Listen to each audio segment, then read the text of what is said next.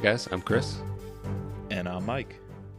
And welcome back to this week's No Limits, a Mitch Rapp podcast. So, how you doing this week, Mike? Hey, I'm doing great, but how about you? Are you fully recovered, on the path to recovery? How are you feeling? Feeling great.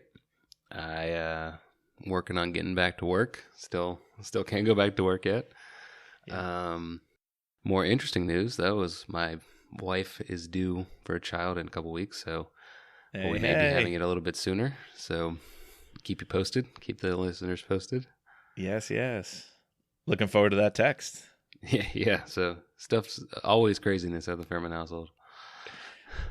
Busy couple of months for you, man. Yeah, you got a lot going on. Yes, I do.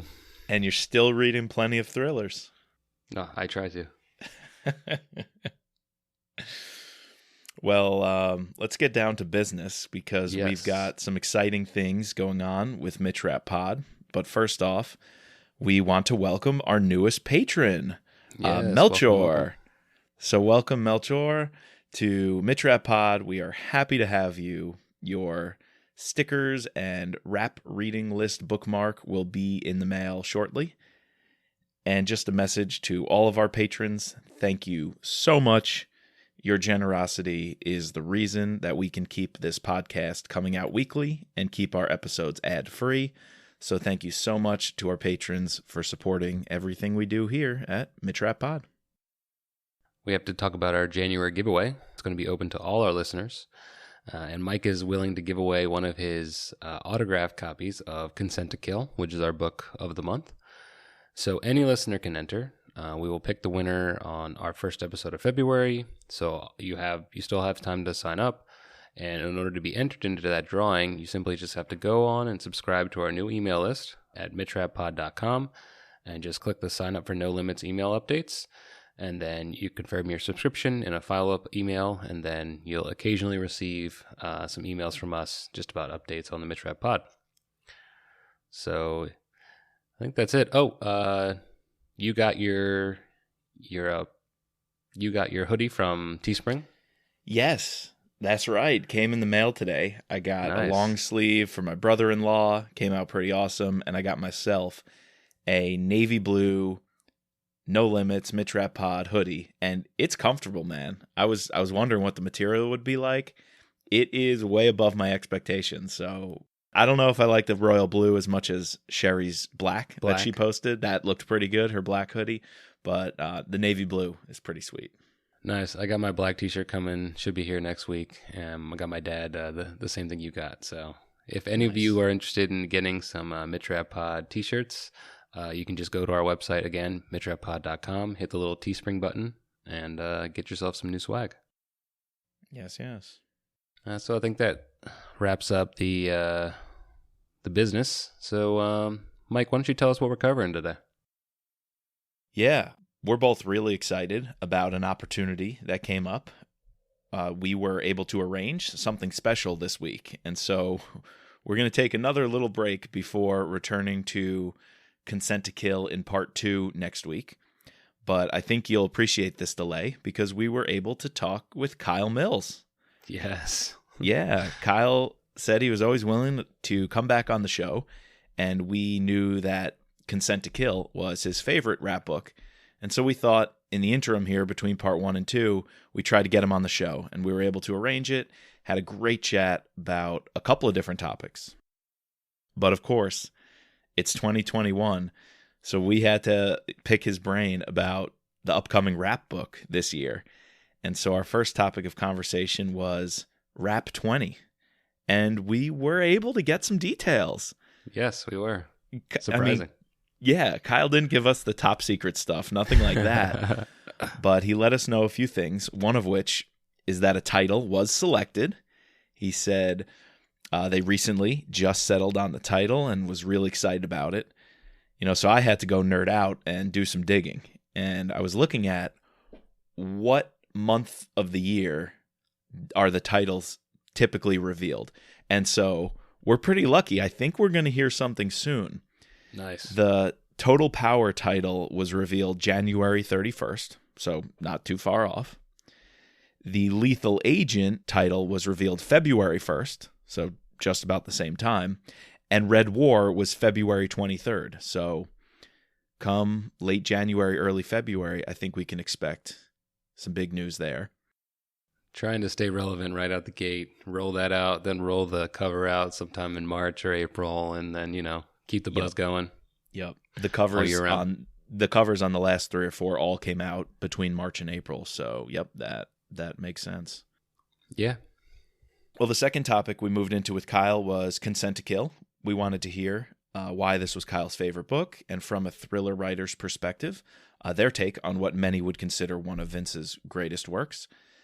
And then please stick around till the very end of the interview. A little Mitch Rapp Pod special. We leave Kyle with a double limerick known as the Ode to Kyle. So stick to the very end. You get to hear our own No Limits Mitch Rapp Pod double limerick, a little poetry for Kyle. Thank him for coming on the show. That was awesome. That made my night when you read poetry to Kyle Mills. That was awesome. We had some good laughs. All right, well, you'll get to listen to it, so we hope you enjoy this interview. Yeah. And come back next week for Consent to Kill Part 2.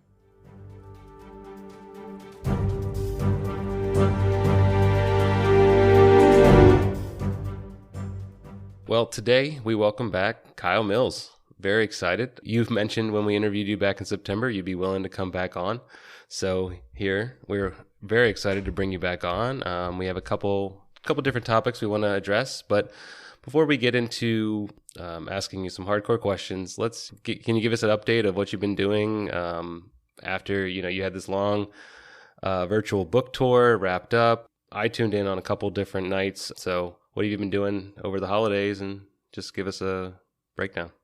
Not much. I mean, COVID, so travel schedule's gone, and normally we kind of split our time between here and Spain, and normally we'd be there, but you can't get there. So been hanging out, and the snow's been good. I live in Jackson Hole, Wyoming, so been snow biking and skiing, and finishing the first draft of the new Rapp book, and doing some house renovation, that just all that kind of stuff that you never had time to do, and then all of a sudden there's a pandemic and there's nothing else to do, so catching up on all that. That's about it. Nothing too exciting. I wish when I can get a vaccine, I'm gonna try to go out and do something interesting. Definitely.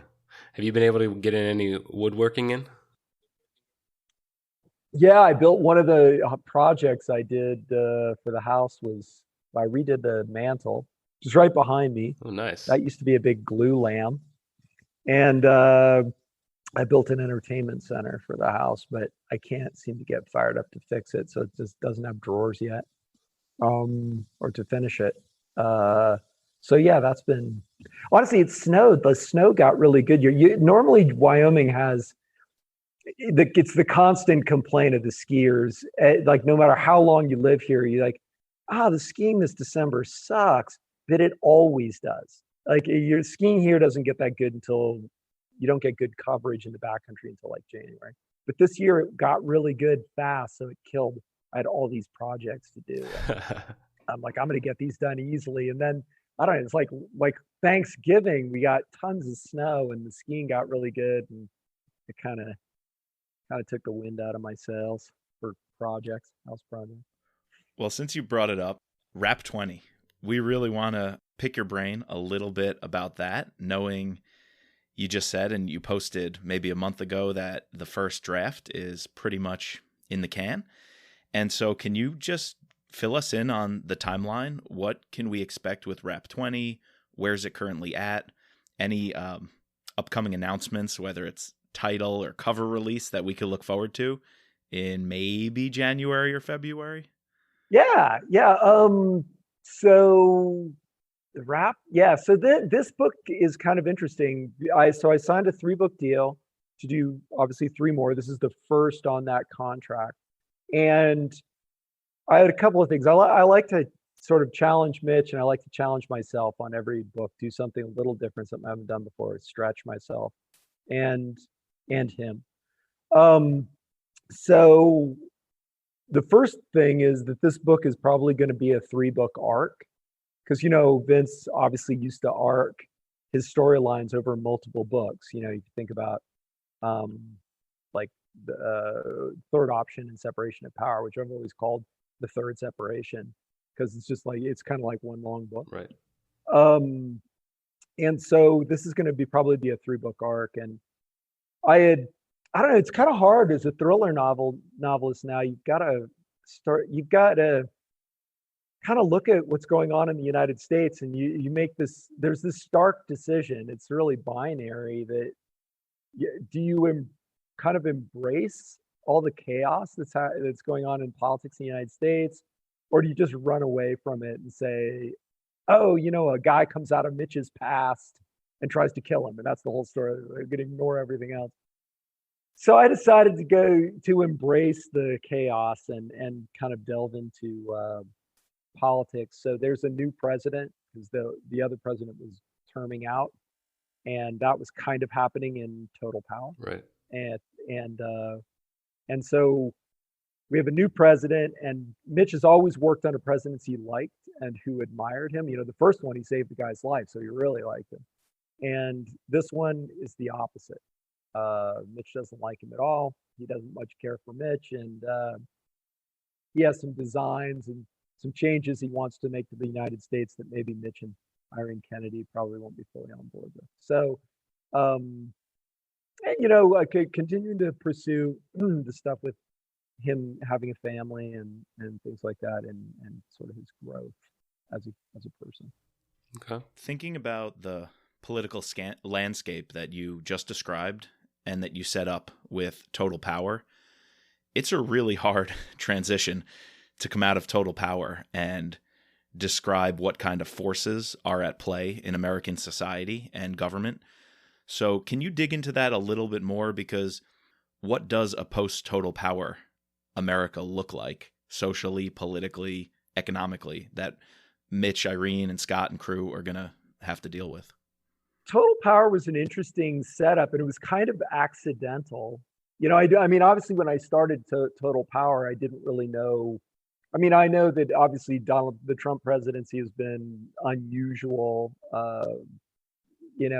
so, but you didn't kind of know where it was going to go. And this setup was an interesting one, because if for people who've read Total Power, it was a major disaster in the United States. They did get the power back on, but the ramifications of that were huge. Lots of people were dead. The world was kind of shaken by the U.S. economy going off and U.S. leadership being shut off and all that. And so it really was kind of an interesting transition. You have this new president comes in and has to deal with all that. And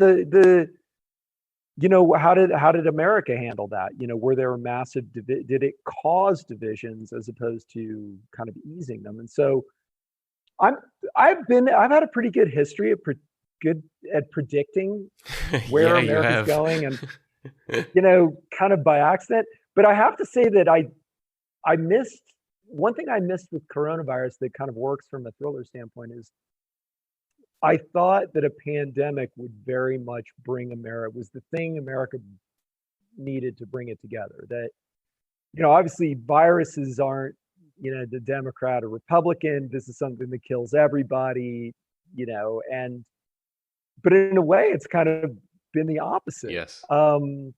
So, this is an opportunity to show America continuing to divide. Instead of a coronavirus, I have the power outage. And for people, for politicians and people to try to grab power. Right. So it was a little bit of an accidental thing. And I don't know how far I want to go with it, because, it's pretty, it's pretty divided out there. I mean, people get really mad about things that you write. Yes.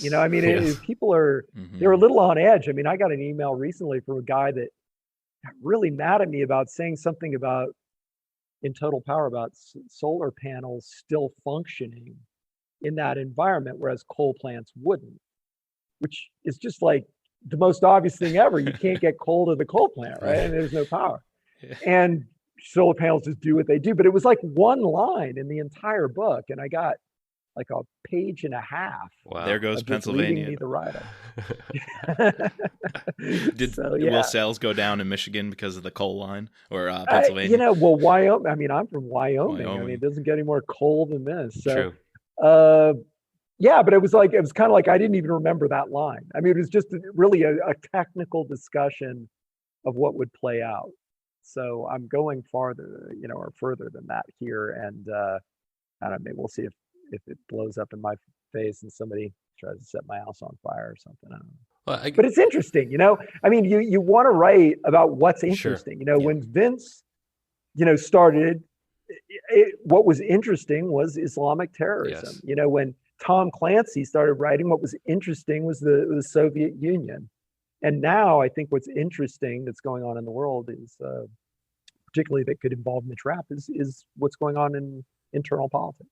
I thought about that with your last two books involving ISIS as, the big bad, if you will, and the ISIS leadership, or this man who gets in bed with ISIS, Power Station. And I was wondering what's next in terms of an enemy, because you've done Russia before that.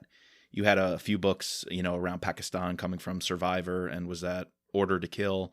And so, we've covered Russia, covered international affairs, the Middle East, ISIS. It seems like a smart move to have America turn in on itself, as recent trends have shown and recent headlines have shown. Yeah, it's sort of endemic in what we're talking about generally, that to some extent America has been very effective, and the Western world has been very effective at defeating our enemies. I mean, ISIS is largely gone. I mean, so is Al Qaeda. Certainly there are terrorist threats, and you could have one-offs and things like this, but we've done pretty well there. Russia's not really a threat to the United States. I mean, they have an economy the size of Texas. Their Navy is not all that, and they're just not going to attack the United States. Other than on Facebook, and they've been very effective with that. So, but that it goes back to the internal divisions. China. I was going to ask you that. Have you ever thought about China?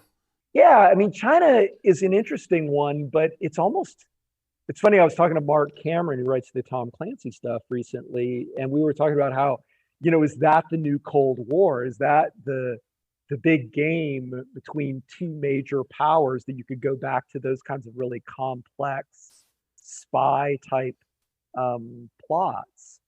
And I don't know, is that where Mitch Rapp belongs? I'm not sure. And China's weird because they're less ideological. They're more kind of they've become very capitalist, and they're more competitors. They just want stuff, So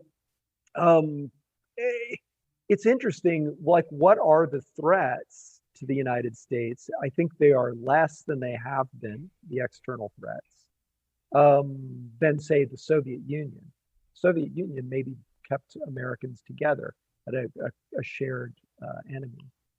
And now we've sort of lost that, and maybe human beings need an enemy, and so now we've turned on each other. I don't know. I mean, maybe we evolved that way. I mean, obviously we evolved to be very tribal. Right. I mean, if you can't, if you don't have a tribe, you create one, right? It's your sports team, or it's your high school, or, whatever. It's the color of your skin. I mean, all these irrelevant things that we use to divide ourselves. I don't know. Like you said, we wish it was the coronavirus that was that common enemy we united against, but doesn't seem to have gone that way.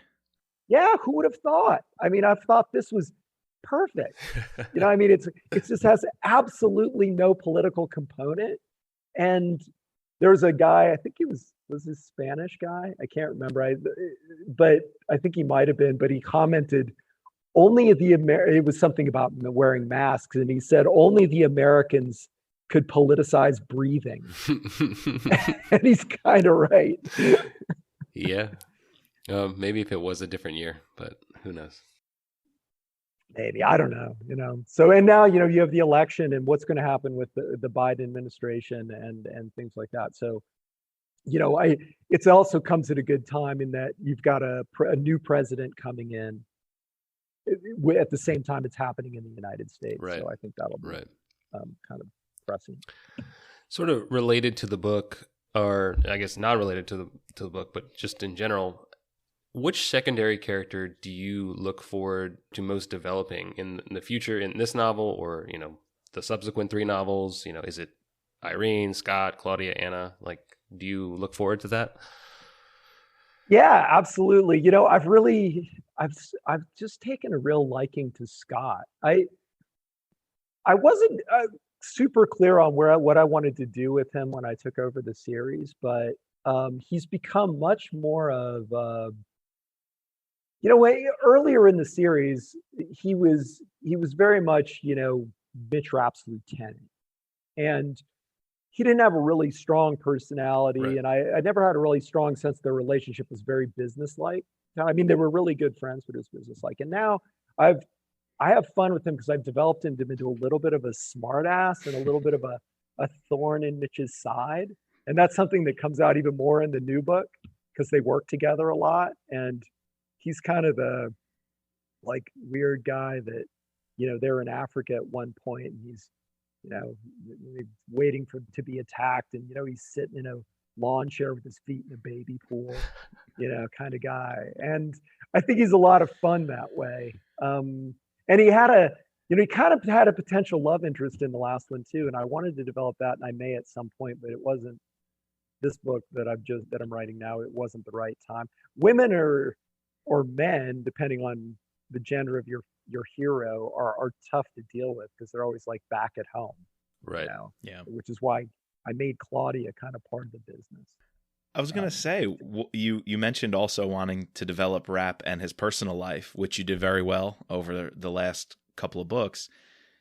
What role does Claudia play moving forward, and a growing up Anna? She is getting older to the point where we've already had some humorous scenes with her and Mitch, and him joking around with the farm animals. What's next? I would love to see. It would be fun to age Anna. I don't really age the characters now because I just don't think it's right. Vince did, but I don't. I'd love to see her become a teenager and all, end up like Jack Ryan Jr., right? Being an operative or something. It'd be fun to do, but I'm not really pursuing that. So yeah, I think in the new one, Mitch has a lot to think about in the new one because he's got a new president. His relationship isn't that good with him. And even if it was, he's got to be thinking at his age, do I want to break in a new president? Or, do I want to pursue other things? Scott always wants him to come and work for him. And, the complexities now of all these internal enemies. If you think about Mitch and he reflects on this, that's not his thing. He does simple, in a way, he does simple problems. Right. That guy over there wants to destroy America or whatever, and I'm going to kill him, and then that's going to solve the problem. Then I'm going to go home. Then it's to go to Disneyland, right? There was even that scene in Total Power where he was like, Irene was like, "Where are you going?" "I'm going home. Call me when you have someone to kill." Right?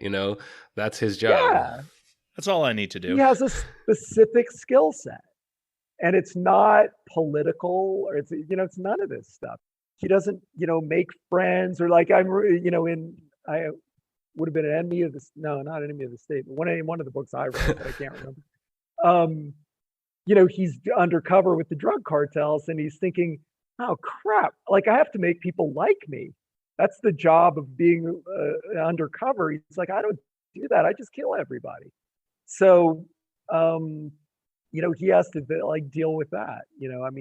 Are these problems, are the problems facing America, the problems that he's equipped to solve? Right.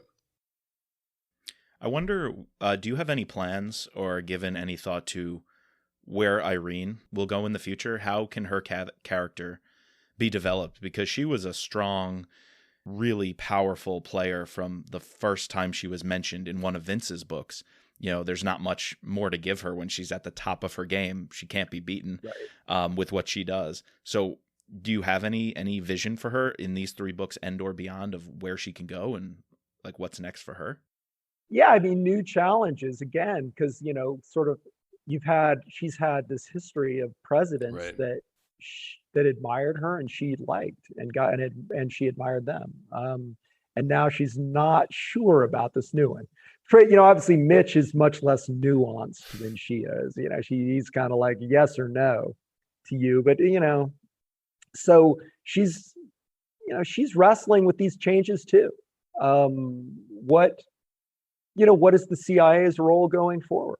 If we're really not in combat with Russia, and we're not in combat with China.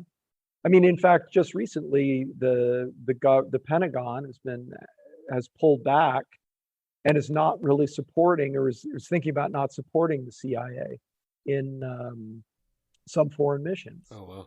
And is that because the CIA's role, they see as the CIA's role as being reduced? And if so, what are the opportunities there to evolve, or what are the what are the pitfalls? So she has a lot to think about, and I don't know I don't know what's her future. Private industry, or continuing as the head of the CIA. It's hard to say. Okay. Well, anything else? Because our next topic we want to get to is Consent to Kill, as that's our book for January. But before we get there, one last push. Any other breadcrumbs you can leave us for Rapp.40? Keep us interested, keep everyone on their toes, wondering what's coming. Yeah, we have a title. Oh, okay. Wow. All right. But it's top secret, so Okay. it hasn't been announced yet. Okay. That's but good to know. It's actually it's a great title. Vince's editor came up with. Okay. We're in good hands then. Yeah, hopefully that announcement will come out here pretty soon. All right, cool. Well, Chris and I record a little mini series for our patrons who financially support this project, and our last one was our favorite titles.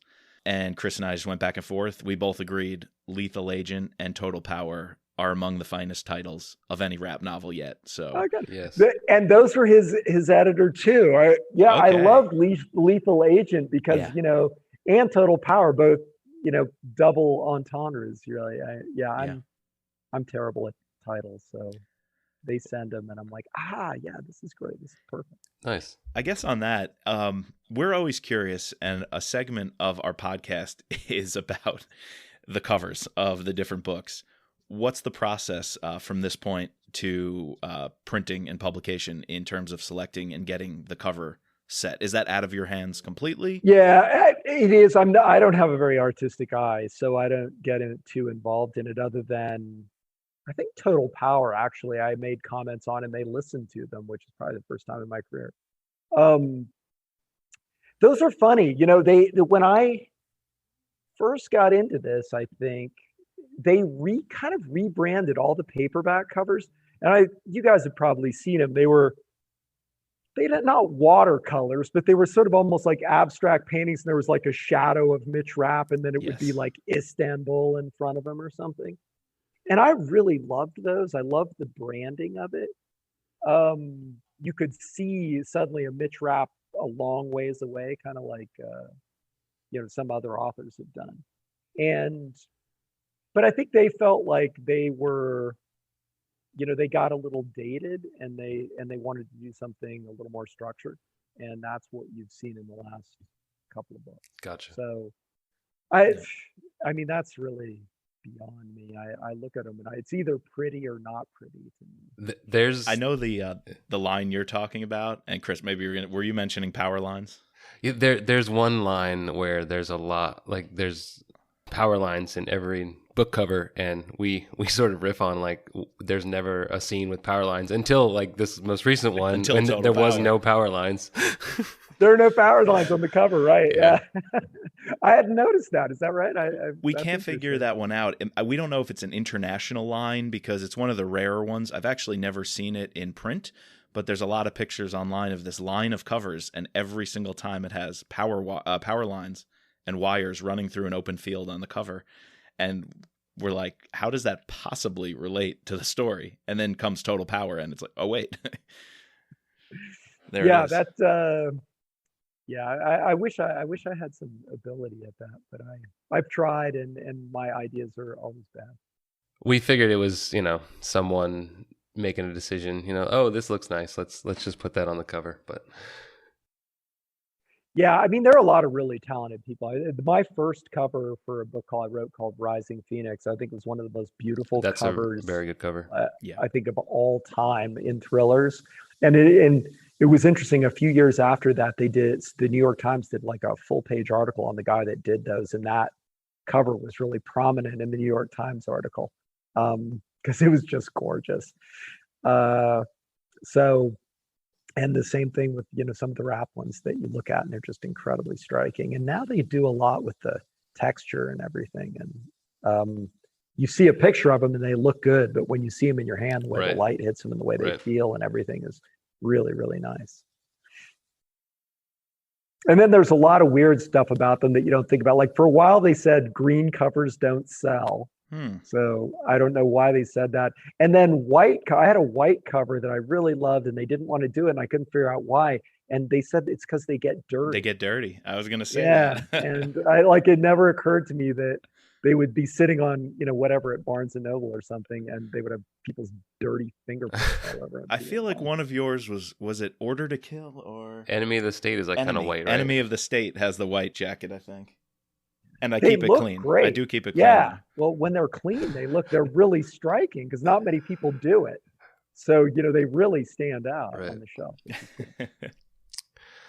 So I guess just to pivot a little bit, Mike just said that this month we're doing a deep dive into Consent to Kill. And back in September, you had mentioned that Consent to Kill really stood out to you as one of Flynn's, very seminal and most impressive books. And so we thought it would be for this month to not only have you on again to talk about Rapp.40, but also to sort of get and you mentioned in an email that you have not read the book recently, but I'm sure you know everything about it. And we just wanted to sort of pick your brain, and not so much about the nitty gritty details, but more so just some from a writer perspective, So the first thing that we wanted to ask was, so this is the longest Rapp book to date in I don't know if it might be the longest Rapp book in this series. That or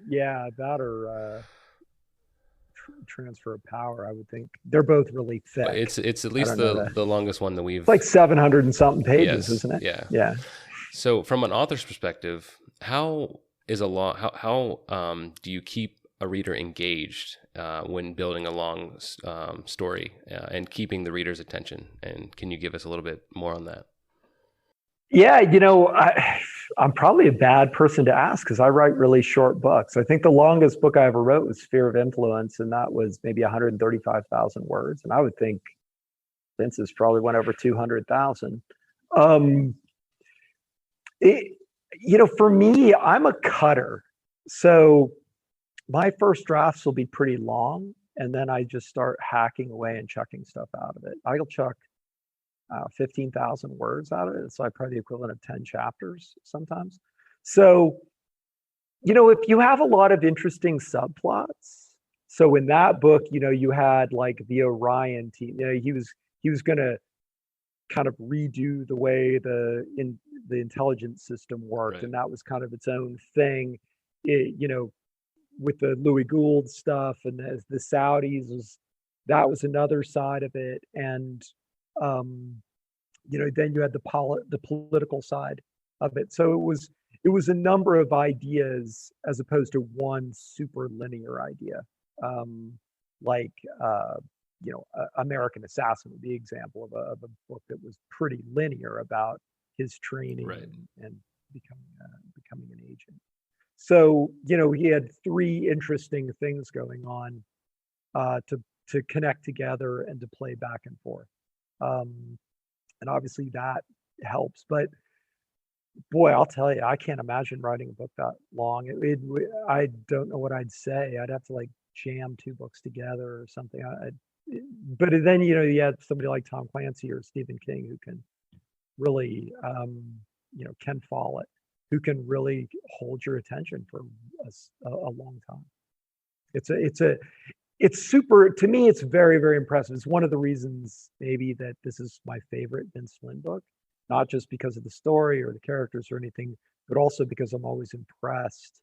If you can sit me down in front of a 750-page book and make me finish it, that's not an easy thing to do. I think what also makes this probably a lot of people would agree Vince's greatest work and a fan favorite is that it has these subplots you mentioned and keeps you engaged through a quite complex story. But it does get more singular as it progresses, particularly at the key moment in the plot, the loss of a major character, which we'll get to. It becomes a revenge story. And so at least Mitch becomes very singular on a mission, revenge. And recently, I know I've heard Jack Carr, and you talked to him recently in a YouTube interview I saw or spoke with him. Hit Terminalist was a revenge story. He said when he writes, he has a Post-it note. And for that book, it was revenge written on the Post-it note. And every paragraph, every sentence had to ooze revenge as a theme. Well, I think that's something Vince does with the second half of this book. What's it like writing a revenge plot or having one motivating theme that's so strong? Is that something that's hard to do, or does that help your writing kind of stay on track? I think it does help you kind of stay on track. I tend to start with a big theme. It's not revenge typically, but it would be, total power would be the obvious, the power goes out. Like, what do you do? And then I build from that. The revenge stories are so classic. It's something we, as a human, you feel on a very deep level. This person's been wronged in this horrible way. We all, everybody has felt that in the past. They can understand that sensation. So, that's like an end. It's such a classic theme for a book, and there's so many ways to tell that story well, and obviously Vince did that in this book. And so you have all the other subplots as well, but like you say, is those tend to fall away. And really, what I talked about with the his idea of kind of redoing the way intelligence works just kind of falls away and never really reappears. Right.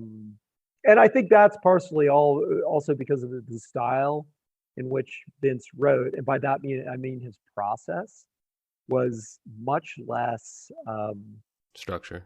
I don't know, scientific than mine, I guess, for want of a better word. You can read Vince's books as an author who, and dissect them like I did, in order to take over.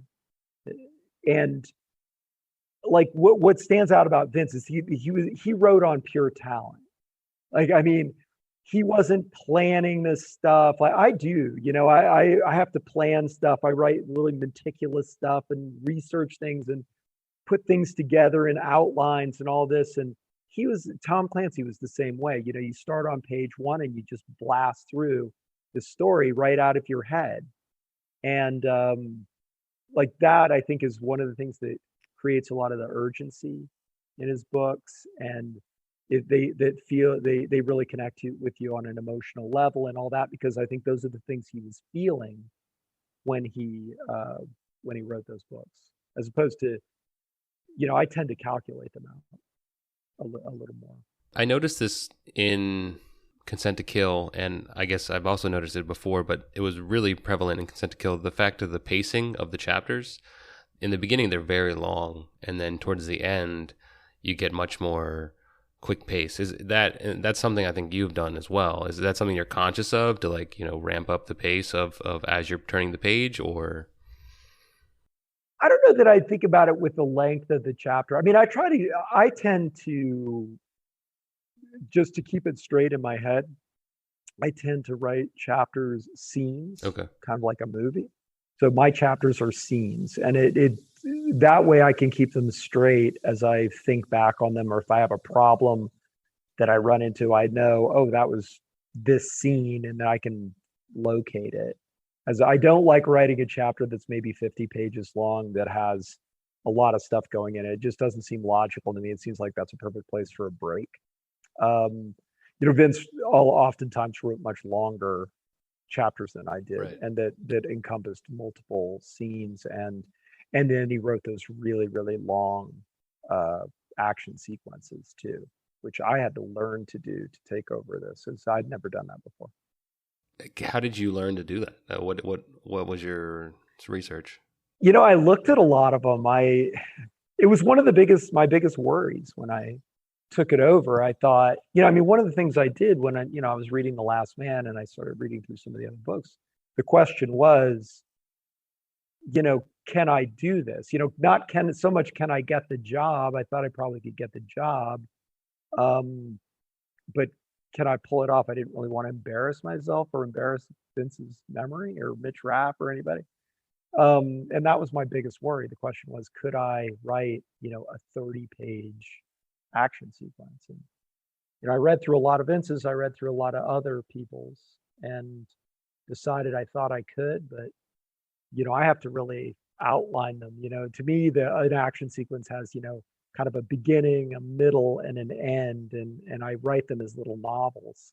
Whereas I'm guessing that Vince just really naturally, just sat there at his typewriter and banged away at them, and they ended up being 40 pages or whatever when they were done. But I have to think about it.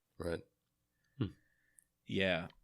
Speaking of action scenes, that's another thing that makes Consent to Kill the most memorable and important in the series, is that Vince took some risks, I feel, in this book. And similar to how you felt, were the fans going to embrace you and were you going to get this right? Vince is killing off a major character. And then that's one kind of surprising twist. And then the epilogue. I really think I want to hear your feelings on this epilogue, which is Mitch Rapp forgives, or seems to forgive, or at least is willing to walk away from getting revenge and justice being served to the killers of his wife. And we find out the baby is named Anna, and the Goulds, particularly Claudia, felt so deeply full of regret. These are all risks. How does it feel as a writer to take that jump and do something that bold on the page that you, quite frankly, don't know if it's going to land? What is that like? Yeah, it's hard. I think Anna, the writing was on the wall for Anna because, like I said, it's super hard to write, to have the spouse at home, and whether it's a husband or a wife or whatever. And you could see he wrote a book prior to that. Memorial Day. She was off like visiting her parents the whole book. Yeah. And, it's just such a pain, And so I thought, I can definitely understand it. I remember his editor saying how happy she was when Anna died. I probably shouldn't say that, but it's like, oh God, thank God. And she's gone, and now Mitch can go off and just do this stuff and be Mitch and not have to worry about it. I kind of felt that way too. Yeah, I think, and Anna, truth be told, I felt like she'd ride him a lot. Yes. Yeah. Yes. She's just like, stop riding me. He's like, well, I'm saving the world. She's like, well, did you bring the milk home or whatever? So that one, I think, like I saw that one coming. And with Gould, it's more complicated. I have to admit that I thought that was incongruous with his character. I understand what Vince was doing with the whole, he'd become really dark after this, and he needed some kind of redemption. But I just found it really hard to swallow that wouldn't, like, that would be where he'd be looking for his redemption. Certainly maybe not killing Claudia. Right. And I also saw Gould as a bit of a sociopath. Yes. Yes. And not a guy who could be redeemed, really. And so when I took him up,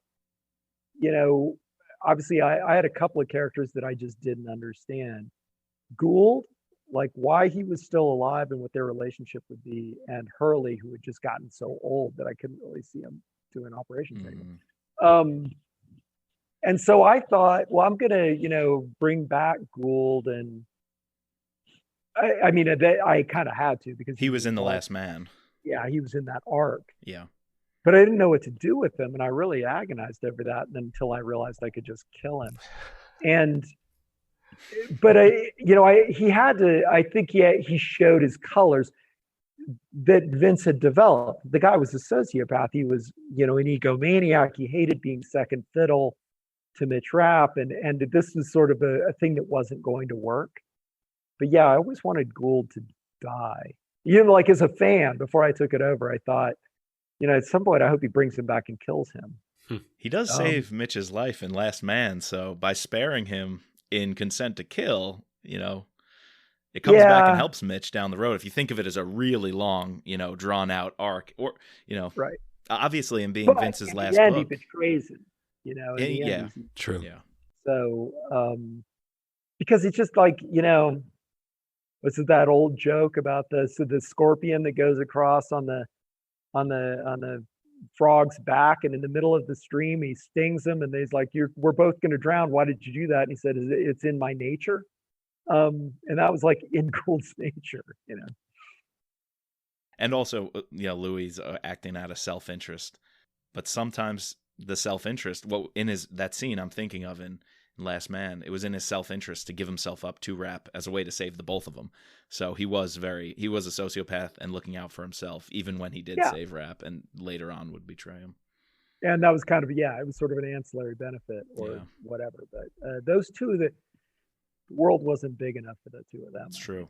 Definitely. You kind of pulled off a similar character who, if Louis wasn't an equal to Rapp, and no one really could be, by creating Grisha, you came close, though, to recreating a character of that nature.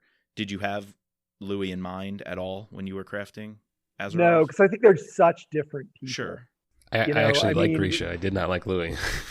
Sure. Yeah. Well, yeah, I mean, intentionally, Yes. right? Louis was a horrible person. He was meant to be, and Grisha was not really meant to be a horrible person, just a person who was sort of a victim of his circumstances. And no, not really. I mean, in fact, I never really thought of Louis Gould as Rapp's equal. I mean, he was one of the best hitters in the world for sure, top 3 or something, I think I said in a book. But I never really saw them as equals. Whereas Grisha, I saw as, and I discussed this with his editor and his agent, Vince's editor and agent, before I did it, because I said, this is something that's kind of never been done before, but I want to bring on a guy who is more or less Mitch's equal, and not going to be his equal, but close enough that Mitch would really rather avoid him than take him on. Obviously what he did to Scott Coleman and all this, and then at the end, Mitch wins, but flying through the air with his hair literally on fire. So I didn't know how people would take that. I didn't know how fans would take that, because the part of this series, or a big part of the series, is that you don't want to see Superman bleed, and I was actually surprised. It was overwhelmingly positive. The reaction to Grisha in that book was overwhelmingly positive. Now, interestingly, it was not overwhelmingly positive in Red War, where he kind of went his own direction, and I think became too much of a kind of a competing character. I think people felt he was a competing character in that book, and that it took the spotlight off of Mitch, which is why he hasn't really been back much. Yeah, I was going to ask you, are we going to see Grisha ever again? Yeah, where probably is he? Not. Yeah, because I felt like he sort of went off into the sunset, with his girlfriend, and never really wanted to be in that business. So, right. Whereas Mitch would say, I did this, and does say, I did this because, it's something I believe in. I think Grisha would very much say, I did it because I'm good at it. And once he could get out of it, he was very happy. I see that as a guy, sort of like my father, who was an FBI agent. I remember my entire life, my father carried a gun, and then he retired. And the day he retired, basically, he took it off, he put it in a box, and he put it in the attic. That wasn't sort of who he was. It was just what he did. Speaking of your father, he worked on the Lockerbie flight, the investigation for that, right? Yeah. Yeah, he was the FBI's lead guy on that because he was the legal attaché to the United Kingdom. So we lived in London at the time. And they just finally charged a guy, right? Well, I mean, they've charged people like, yeah, that's a long and complicated story. Like who was really behind that? And, you know, it was the government probably, and it was individuals, and it was a little hard to, you know, they were all hiding out in other countries and things like that. So I think they knew basically who was responsible, right. But it went up the chain a pretty long ways. So yeah. When I saw it in the news, I thought of you and your father. So yeah, you know, me too. I read those articles and I think, you know, that's a long time ago though. I mean, I was, you know, that was when that happened, it was I remember it really well. It was my college graduation dinner in London. Oh, wow. My dad's assistant came in and said That's right. that this plane had gone down in Lockerbie, and we all sat around and finished dinner because they thought, oh, well, you know, maybe it's just a mechanical issue. And then it became clear that it wasn't. So, yeah, a little bit of shared history with the Rapp there. So just to bring home and wrap up our consent to kill discussion, you know, consent to kill came pretty much halfway through, or a little bit towards the later end of the books that Vince wrote. It's his longest. It's perhaps the most dramatic in terms of the events that happen. Some might call it the pinnacle. You know, a lot of people would agree of Vince's writing. Of course, American Assassin is gonna be a big one as well. Do you feel you've hit your consent to kill yet? Your big one, your main Mitch Rapp story. You know, do you feel like you're over that hump and you're ready to go? This is yours. You feel like your consent to kill is still out there? You're still working towards this major work? Or where are you at? How are you feeling as the purveyor of Rapp? Yeah, it's a hard question. I mean, I guess I like my books somewhat equally, maybe but for different reasons. I have to actually say that when I wrote Order to Kill, I finished it. And I walked out and I told my wife, I'll never write a better Mitch Rapp book than that. Oh, wow. Like it was exactly what I intended it to be. And that's not always true when you write a book. Sometimes they get away from you. It is not necessarily the fans' favorite. Honestly, I think Total Power in the end might be, which I did not see coming. Interesting. So, but that one to me blended what Vince did well and what I do well. It introduced the Grisha character, which is a character that Vince wouldn't have written, I don't think, but it's very much a character that I would have written. The interaction between them, I think, was really interesting.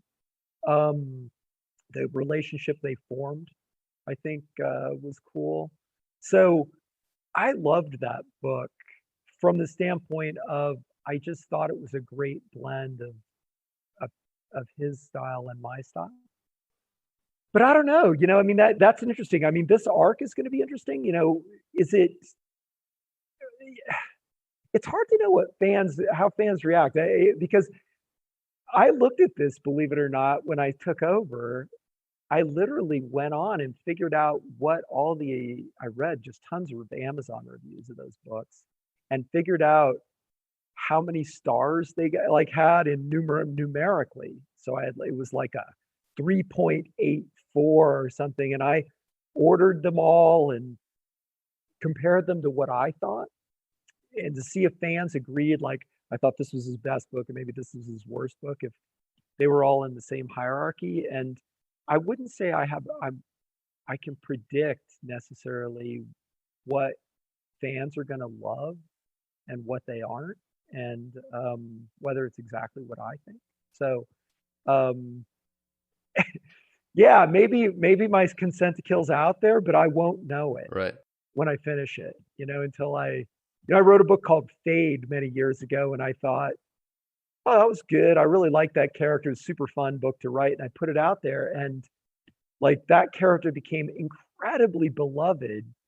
And I still to this day get email about that character and how much people love that book. And they're like, I've read that book twice. I read it once a year since it came out and stuff.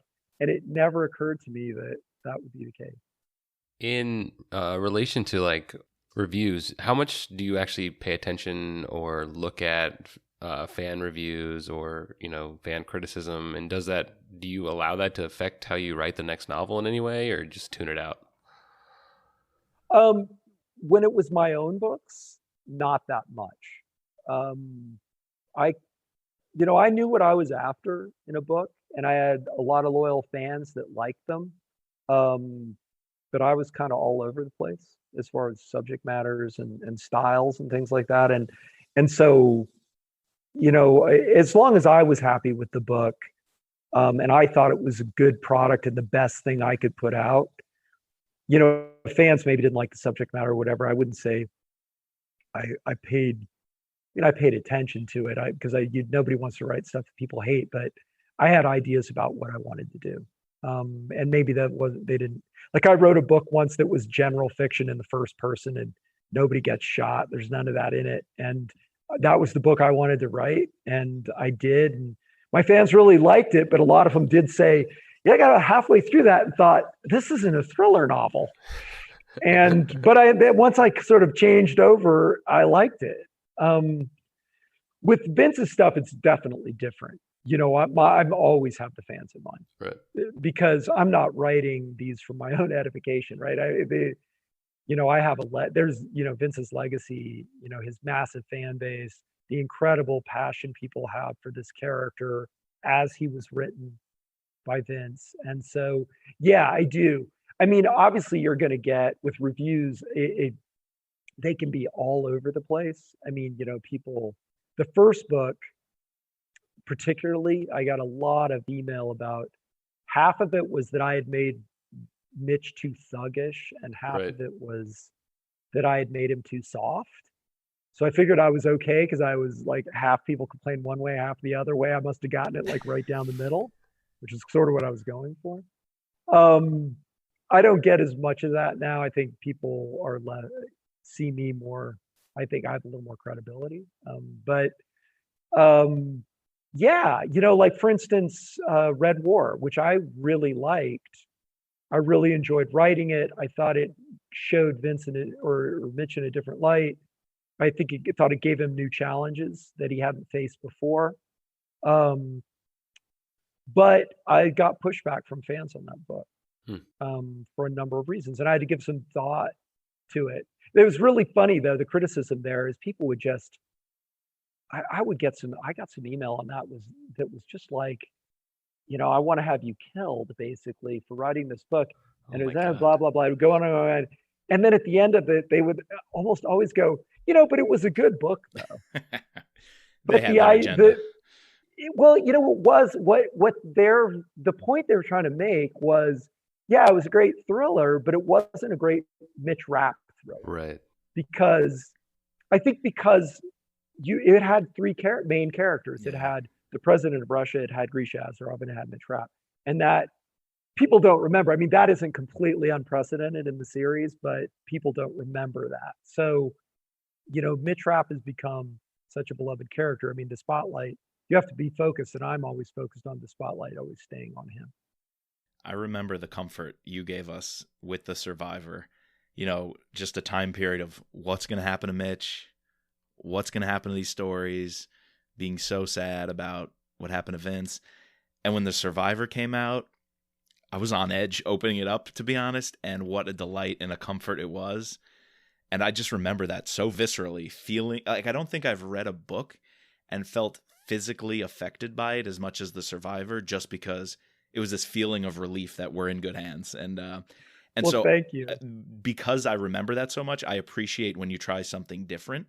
So I loved Red War, Lethal Agent, just because I know you honored Vince with that book and the first three you wrote, really. And then when I saw you putting your own spin on the series, it was okay. You earned it. You proved to be the purveyor of Rapp moving forward. And so kudos, thanks. and thank you. And you know what? The thing is, it has to happen. I mean, with The Survivor, Vince had just passed away, and I was writing in the world of Vince Flynn, right? I mean, the world was still the way Vince experienced it, and it was, his books were current. That's what makes thrillers interesting, right? So writing The Survivor, you know, you didn't have to go out on too much of a limb, but it would be hard to write this, you know, just keep writing that book as the world evolves. Right. You know, Vince wasn't around for the rise of ISIS. He wasn't around for the sort of rise of Russia back onto the world stage, but in a very strange way, like on Facebook. And so, you know, the series, I always think that I'm writing the book that Vince would have written if he was still around. You know, that he would have looked at the world and said, this is what's happening, because that's what he was doing at the time. You know, I mean, if Vince had been born 30 years before, you know, he'd have been a great Cold War thriller writer. Right. You know, I mean, that's what was happening at the time. Yeah. This I don't know if you've ever gotten this question before, but it's something that has bugged both me and Mike. You know, these are novels that come out yearly. We're on 20 now. Not that we don't want you to stop writing, but has the end game ever crossed your mind? You know, with Mitch, no, not really. Okay. You know, because I think there's such a strong appetite. I wondered if people would start saying, oh, it's time for Mitch to hang up his spurs and maybe train somebody new or whatever, but there's no appetite for that at all. I mean, I feel like the appetite for Mitch Rapp books is as strong as it's ever been. I mean, the reactions from fans are as strong as they've ever been. And so no, you will never, I mean, maybe a writer someday in the future or something, but to me, Mitch is the main guy. He is the operator. And I mean, he's getting a little longer in the tooth and you got to deal with that. But no, I see him as going strong. All right, well, that's good. Good to hear. Like, behind closed doors, is there somebody in a room on the publishing side of things who is like, we need an exit strategy for some point in the future? And it would be so disheartening to hear that there are rumblings about that in the background, or someone seriously hoping it goes that direction, because it's one of my biggest anxieties. Will I have to live without Mitch one day? And so I wonder, do those conversations go on? Yeah. They're not telling me if there are. That's good. The only thing that's strange about it, I guess from my standpoint, is that being locked in to Mitch Rapp does not allow me to explore some of the characters that I would like to. You know, like, I would love to write a Cold War thriller in which Stan Hurley was 30 years old and just getting into the business. That'd be awesome. You know, like so what would have been like 1970. Yes. Or something super James Bond, like women would have cigarette holders and you'd have a sweet suit with a really skinny tie on. You know, and they'd have like no cell phone, you know, there would be no computers and no cell phones and all, you know, you'd be driving an old car, like following people and stuff. I think that would be a blast. I just rewatched The Americans. You know, I would love to see that setting for Stan Hurley, Thomas Stansfield, Kennedy's father, you know, Ambassador Kennedy. I'd love to see that. Like, there's so much, that was such a cool character. And like, you can just imagine what he must have been like when he was 30 years old, you know? So something like that would be fun, but you know, there's so much there. I mean, Scott Coleman easily could carry his own amazing series, you know, without Mitch even in it. Look at Tournaments. Yeah, exactly. I mean, it's been done to some extent there, right? So, I mean, you could do 20 books about Coleman and his organization, you know, Maslick and Wick and all those guys that, you know, getting into trouble all over the world. So there's just so much there that I don't know, who knows, maybe when I decide to retire from Rapp, I'll pitch a 1965 Cold War Stan Hurley thing and just do it kind of for fun. We're behind you big time on that. Definitely. Love it. Do you have, you probably don't, but are you thinking about any of your other series, like the Mark Beeman series, working on that? No, I can't do it. We'll take one. You know, we'll take one. That's fine. Yeah, it's amazing. I think about something like Mark Cameron, who I was interviewing a while ago, and how much that guy can get done. I have no idea how you'd write, you know, your own books. He has got a couple of series, and he's got the Tom Clancy stuff, and he seems to be able to manage it all. But Yeah, I barely get the Mitch Rapp book done. Well, if you don't mind, we have some questions from some listeners that they submitted, and each of these two people also happen to have their own podcast. So they had some questions for you. The first one was Greg Pa. He's the host of the Self Defense podcast. Was pretty interested I know Greg. in action scenes, hand-to-hand combat, self-defense, running a self-defense podcast. What are your inspirations when you're writing action scenes, particularly ones with hand-to-hand combat? Where do you get your research from? How do you approach writing those? I mean, we know you can kill a man, so you have the skills, but do you lean on any outside sources? It's kind of, so here's something nobody knows about me. I started studying jujitsu like before anybody even knew what that was. This was like when I was 8 years old or something. My father had a friend who was a private investigator who did a lot of work on Indian reservations and used to get in a lot of fights. And he was a black belt in jujitsu and a jujitsu instructor. And I studied that for years as a kid. And then when we moved to DC, I took up karate and I eventually got my black belt, but it was a really difficult transition for me because like I said, this would have been the 80s. No one had ever heard of jujitsu at this point. So like when I was, I remember going to my first kind of karate class and we were sparring and I grabbed the guy's hair and dragged him to the ground. He had long hair. And I mean, I would have gotten the biggest thumbs up ever from my instructor. And he would have been, then you should bite him. And this guy's like a street survival guy. And boy, I got in a lot of trouble. Oh, man. Rapp's grabbed some people by the hair. That's been done. Yeah. I mean, so it's so that's what I lean on with that. And it's funny how I still remember the first like UFC. I don't know, this was like so long ago. And I remember looking at it and it was like, I can't remember the guys, but there was like a sumo wrestler and a karate guy and a jiu-jitsu guy and all this stuff. And I brought home the video, this is VHS, right? I brought home the videotape and my wife was like, oh my God, what did you bring home? And I said, they're all going to fight. And she said, well, who do you think's going to win? And I said, see that little tiny Brazilian guy? He's going to kill these people. And he did. He's like, no, that other guy outweighs him by 200 pounds. He's like, he's going to cream that guy. And he did.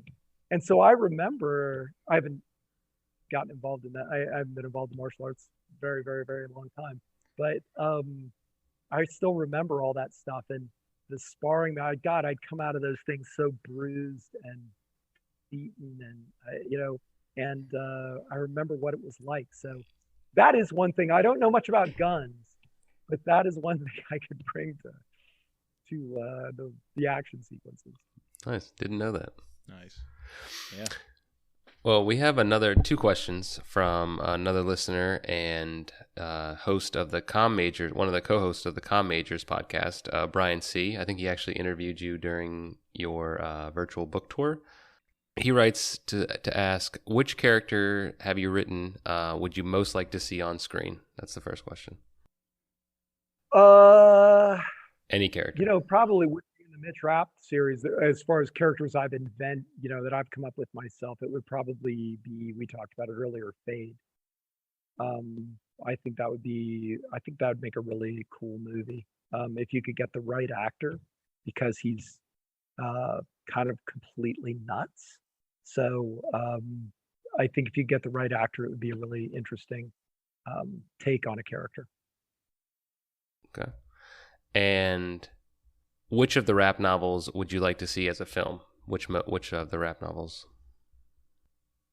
Oh man, as a film. So I think I would say, it's funny. Kill Shot is one of my favorite Mitch Rapp books. And so here's a funny story. I thought I was nuts when I was looking, like I said, on the Amazon reviews, and that's like the lowest reviewed book.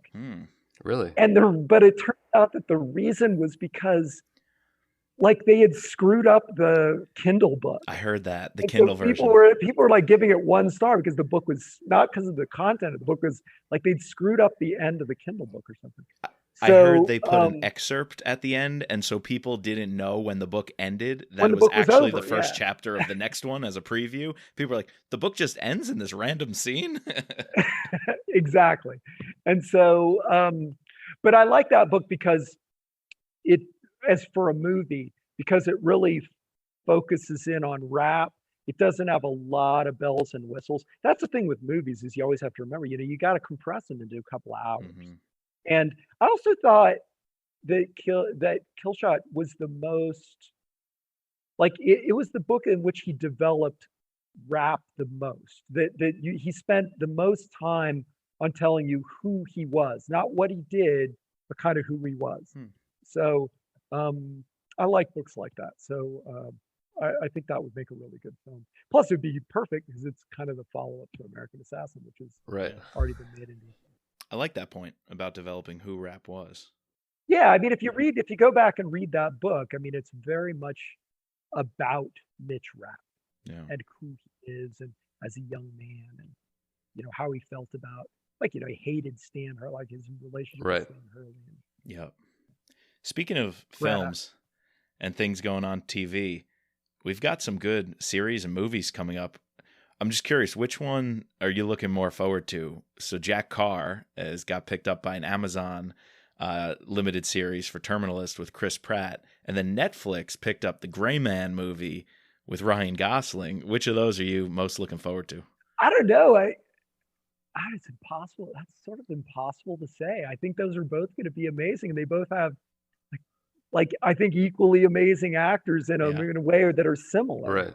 In my mind, I don't know. I'm gonna have to see. I mean, I love both those series in books, but it's hard to know how, what the vision of the director and the screenwriter are. That's true. It's out of your hands typically at that point. And I don't know. I'm going to talk to Mark here before long. I don't know how involved he is, and Jack obviously has a lot of sort of contact with the movie industry, and so he's more experienced in that.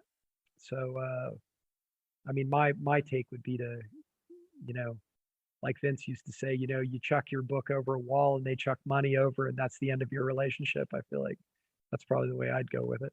I also feel like books, maybe I'm wrong, but I feel like books tend to be better series than they are movies. Yeah, the Netflix thing has been amazing for books, because I would, as fun as it would be to have one of your books made into a motion picture, I'd almost, we were talking about like having Fade made.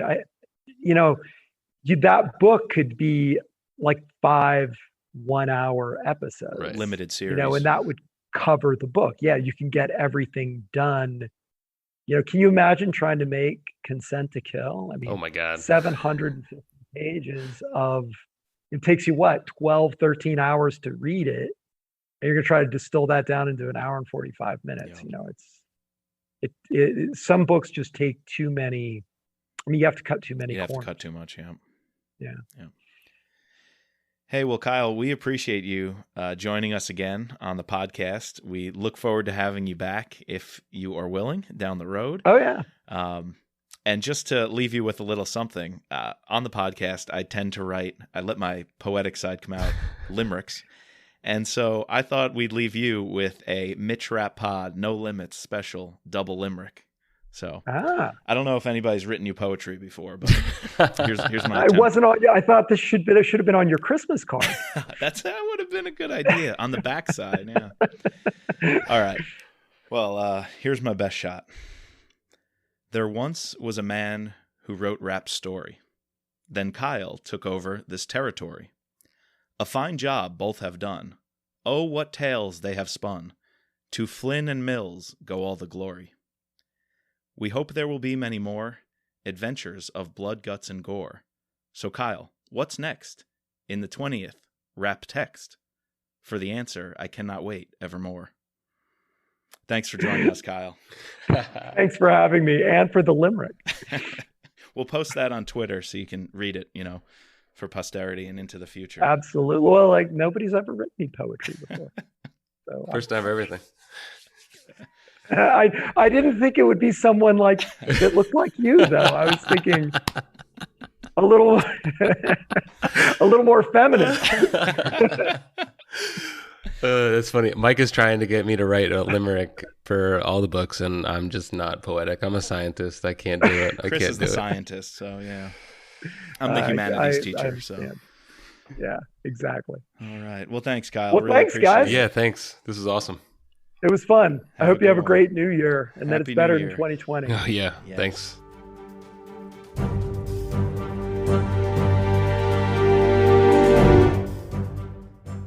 All right, guys, we hope you enjoyed that special interview with Kyle. It was great to sit down and talk to him. Again, a little bit less technical difficulties this time around, so yes. It went pretty smoothly. And he mentioned that he'd be willing to come on, in the future. So we hope to be bringing him on probably to talk about Rapp.20 when it gets closer. Rapp.20. Please stick around next week. We'll be wrapping up finally our Consent to Kill, doing the second half of the book and our final ratings. Again, we have to thank our patrons, including our special operator, Sherry F., and then our special agents, George, Matt, Dawn, Dennis, Peggy, Catherine, Ray, Bridget, and Jeff. Please subscribe, rate, and review using your favorite podcasting platform. It really helps us grow the podcast. And you can find us online at mitchrappod.com or on Twitter and Instagram at mitchrappod. And as always, just let Mitch be Mitch.